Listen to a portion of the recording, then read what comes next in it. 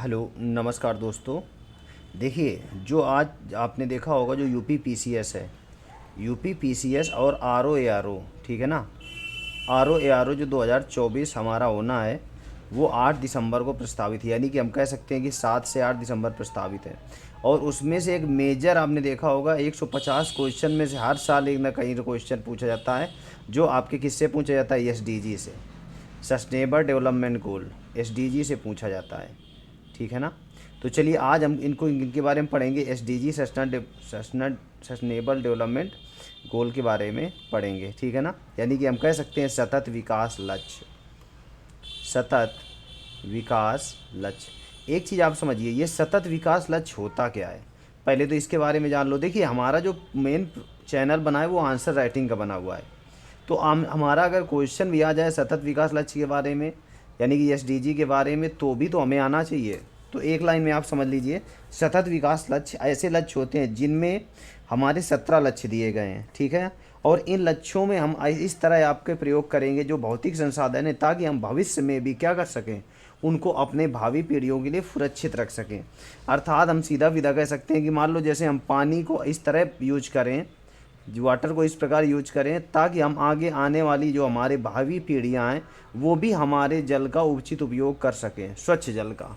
Clear हो गया ना। उसे क्या बोलते हैं, आपके सतत विकास लक्ष्य, ठीक है ना। तो अगर हम बात करें इसमें तो जो क्वेश्चन पूछे जाते हैं उनके बारे में देख लेते हैं। देखिए, इसमें जो पूछा गया है कि सतत विकास लक्ष्य के लिए 2030 में तक, सतत विकास लक्ष्य आपने देखा होगा एजेंडा 2030, यानी कि इनको कब तक लागू किया जाना है, 2030 तक इनका लास्ट डेट है, जिन्हें सितंबर 2015 में संयुक्त राष्ट्र महासभा शिखर सम्मेलन में क्या किया गया था, लागू किया गया था। तो 2015 में इन्हें क्या किया गया, अपनाया गया। कहाँ पर अपनाया गया, संयुक्त राष्ट्र संघ में। क्लियर हो गया, यूनाइटेड नेशन सिक्योरिटी काउंसिल, संयुक्त राष्ट्र संघ में अपनाया गया। एक चीज़ समझिए आप लोग, अब इन्हें पूरे भारत में या पूरे विश्व में कब लागू किया गया, 1 जनवरी 2016 को लागू किया गया पूरे विश्व में, ठीक है ना। और एक चीज़ समझिए, जो 2030 तक के इस मसौदे का क्या नाम है, आपने देखा होगा, जो मूल सिद्धांत है किसी को पीछे ना छोड़े, यानी कि सबको समानता के साथ लेके चले, ये ध्यान रखना। ये पूछा जा सकता है एसडीजी का मूल लक्ष्य क्या है 2030 तक, तो किसी को पीछे न छोड़े। नरेंद्र मोदी ने इनके बारे में क्या कहा था, मानवता के छठे हिस्से का सतत विकास लक्ष्य दुनिया में हमारे सुंदर ग्रह के लिए क्या है, महत्वपूर्ण होना है। आ गया ना। यानी कि मानवता के लिए छठे हिस्से का सतत विकास लक्ष्य और सतत विकास लक्ष्य दुनिया और हमारे सुंदर ग्रह के लिए महत्वपूर्ण होगा, ठीक है ना। एक चीज़ आप समझिए, इसे कितने देशों ने स्वीकार किया, भारत सहित 193 देशों ने क्या किया, इसको स्वीकार किया था, ठीक है ना। उसके बाद हम लोग देख लेते हैं इसमें कितने लक्ष्य रखे गए हैं।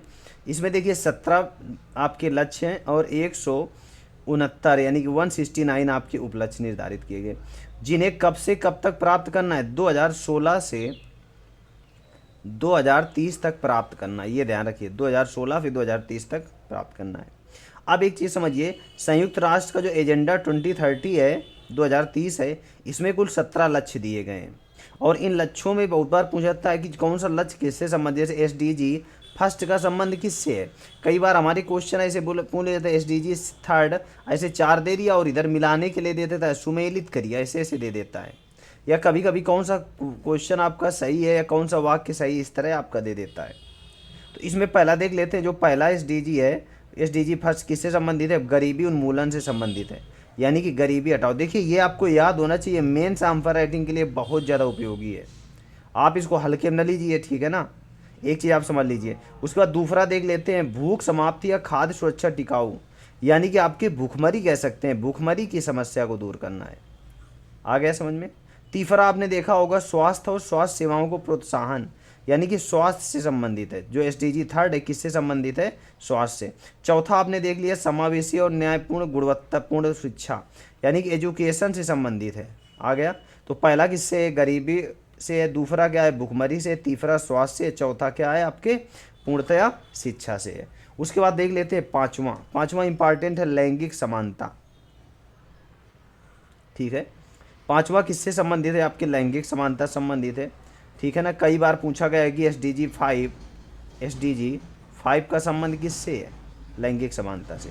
छठवां, सभी ग्रहों के लिए आपने देखा होगा, सभी के लिए स्वच्छ जल तथा स्वच्छता की उपलब्धता, यानी कि आपने देखा होगा स्वच्छ जल एवं स्वच्छता, ठीक है ना, उससे संबंधित है छठवां। सातवां, आपने देखा होगा सभी के लिए किफ़ायती ऊर्जा की बात की जा रही है, सभी के लिए किफ़ायती, विश्वसनीय और टिकाऊ क्या है, गुणवत्तापूर्ण ऊर्जा। सातवां का कह सकते हैं सम्मानीय ऊर्जा, आप समझ सकते हैं। आठवां देखिए, क्वेश्चन जो आपने पूछा जा सकता है कि सतत विकास लक्ष्य एसडीजी 8 किससे संबंधित है, ठीक है ना। तो सतत, समावेशी और टिकाऊ आर्थिक विकास, तो 8 से क्या कर सकते हैं, जैसे हिंदी में लिख दो 8, 8 से क्या हो जाएगा, आर्थिक विकास आ गया। 7 से सम्मानीय ऊर्जा हो गया। 6 से आपने देखा स्वच्छ जल यानी स्वच्छता के बारे में बात कर रहा है। पांचवां लैंगिक समानता हो गई, याद हो गया। 9 से नवाचार को बढ़ावा देने के लिए हो जाता है, ये देखिए एसडीजी 9 है। ऐसे याद करना पड़ेगा, मुझे तो याद है, आपको भी याद करना पड़ेगा, बहुत ज़रूरी है। समावेशी और टिकाऊ औद्योगिकरण को बढ़ावा दें और नवाचार को बढ़ावा दें, ये आ गया ना। तो नवा से क्या हो जाएगा, नवाचार को बढ़ावा दें और औद्योगिकरण। नवाचार जब होगा तब आपने देखा होगा, इनोवेशन तब होगा तो आपका इंडस्ट्री तो बनेगी ही बनेगी, तो ये आ गया ना समझ में। 10वां आ गया, आपने देखा होगा इसमें देशों के भीतर आर्थिक असमानता या आपने देखा होगा असमानता को कम करना, यानी कि समानता लाने की बात कही जा रही है, ठीक है ना। 10वां में क्या है, आपकी समानता के बारे में बताया जा रहा है, असमानता जो है आपके। उसके बाद हम लोग देख लेते हैं 11, एसडीजी 11, शहरों और मानव बस्तियों को समावेशी, सुरक्षित तथा टिकाऊ बनाए।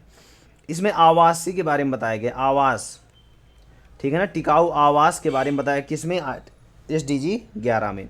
एसडीजी 12 हम लोग देख लेते हैं, टिकाऊ उपभोग और उत्पादन पैटर्न सुनिश्चित करना, ठीक है ना। आर्टिकल 12 में सॉरी इसमें लक्ष्य 12 में क्या दिया, एसडीजी 12 में टिकाऊ उपभोग और उत्पादन पैटर्न सुनिश्चित करना। लक्ष्य 13 हमारा क्या कहता है, जलवायु परिवर्तन और उसके प्रभावों से निपटने के लिए तत्काल कार्रवाई करें। लक्ष्य 13 बहुत इंपॉर्टेंट है, वेरी वेरी इंपॉर्टेंट है, आप ये समझिए। क्वेश्चन आ जाए वह कौन सा एसडीजी है जो जलवायु परिवर्तन से संबंधित रखता है, तो आपका 13 आ गया समझ में, ठीक। उसके बाद आपने देखा होगा 14, ये भी बहुत इंपॉर्टेंट है। आर्टिकल 14 में जो लक्ष्य आपका लक्ष्य जो है आपका एसडीजी 14 है, सतत विकास के लिए महासागरों, समुद्रों तथा आपने देखा बहुत समुद्री संसाधनों का क्या करना है, संरक्षण करना तथा उपयोग की बात कही जाती है।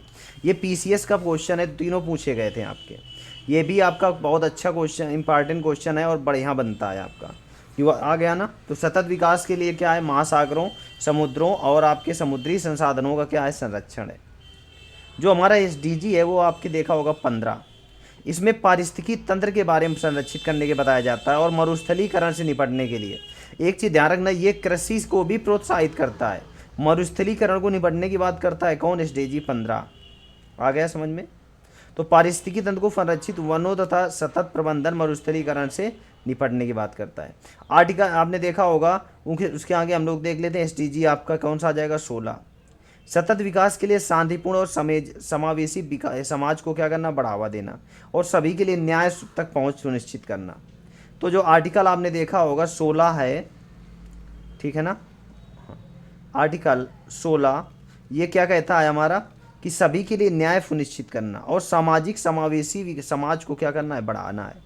एक चीज़ आ गया ना समझ में, यानी कि सब कुछ दिया हुआ है। उसके बाद आपने देखा होगा आर्टिकल 17, ठीक, सतत विकास के लिए वैश्विक साझेदारी को पुनर्जीवित करना। आर्टिकल 51 कर सकते हैं हम लोग, आर्टिकल अंतर्राष्ट्रीय शांति एवं सुरक्षा के बारे में कहा गया है ना, लेकिन इसमें भी आर्टिकल्स आपका जो 17 है, कार्यान्वयन के लिए साधनों को मजबूत करना, सतत विकास के लिए वैश्विक साझेदारी पुनर्जीवित करना, समझ रहे हो ना। तो आपसे जो आपका देखो क्वेश्चन नंबर आपने देखा होगा, ये वाला बहुत पूछा गया था। आर्टिकल आपने देख लिया वो सॉरी लक्ष्य कौन सा है, 14, इसमें महासागरों, समुद्रों और समुद्री संसाधनों का संरक्षण बहुत बार पूछा गया, ठीक है ना। तो ये पूरे याद कर लेना आप लोग, इसको बार बार रिपीट करके 1-2 बार देख लेना, याद हो जाएगा आपको। बहुत बार इंपॉर्टेंट है, बहुत बार पूछे गए हैं क्वेश्चन, ठीक है। Thank you.